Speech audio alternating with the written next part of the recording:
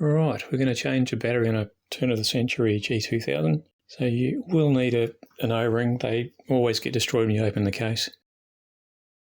I never had any luck with the cheap spring bar tools, but maybe you'll do better than me. But the cheap Caseback ones are okay. Yeah, so you can't even get to the spring bars with the bezel on, so you've got to take that off first. Well, you can, but you can't get the angle. You need to sort of tip it back. They're quite a difficult strap to get off.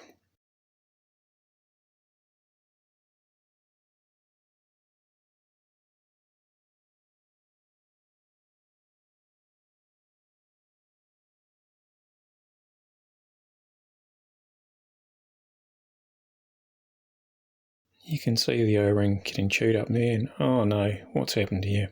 Oh shit. The piezo contacts spared through the shock absorber because someone's reassembled it incorrectly last time. Oh, that was terrible. Should be like that. Anyway, yeah, okay.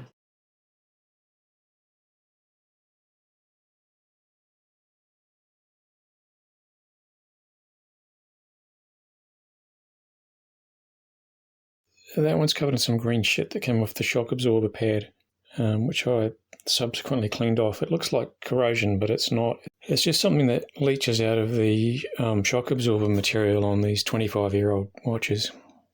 You need a needle to flick the spring clip off.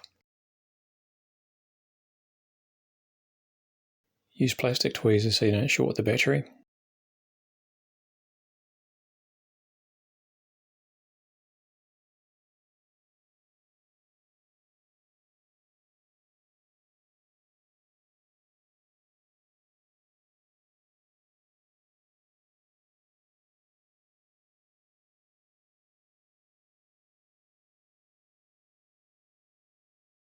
And use finger cots to avoid all this nonsense.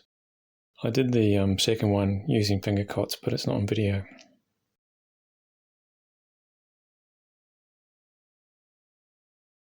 There's two watches appearing in the video, one made in Japan, one made in Malaysia.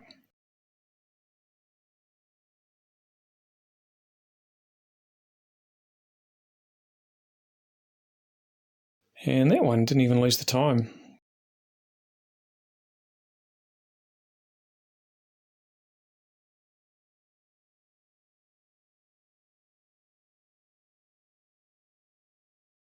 This one did, and got quite upset. It locked up, so it did need a reset.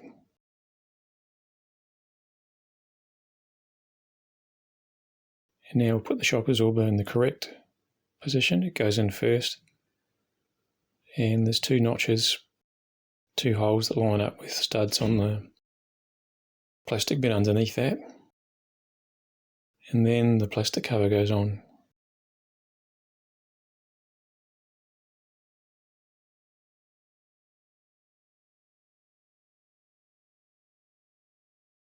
And fresh O-ring, and put the case back on.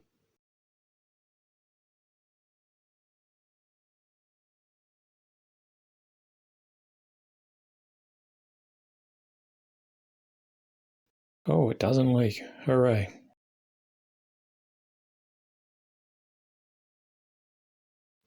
This is why you need the proper spring bar tool. These are really difficult watches to get the strap back on. I don't know why. You have to bend the strap back up out of the way, which you can't do with the bezel on. And it's always fighting you, and often you have to physically push the spring bar into the hole. It doesn't click in. Alright, both on. Time to put the bezel back on.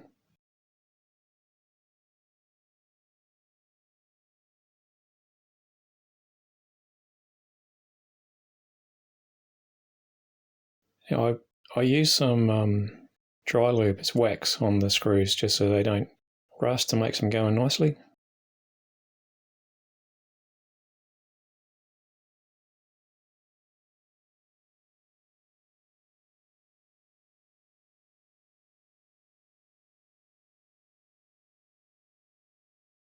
All of these watches were set to the same time, well, I suppose 2 years ago, 3 years ago, I'm not sure.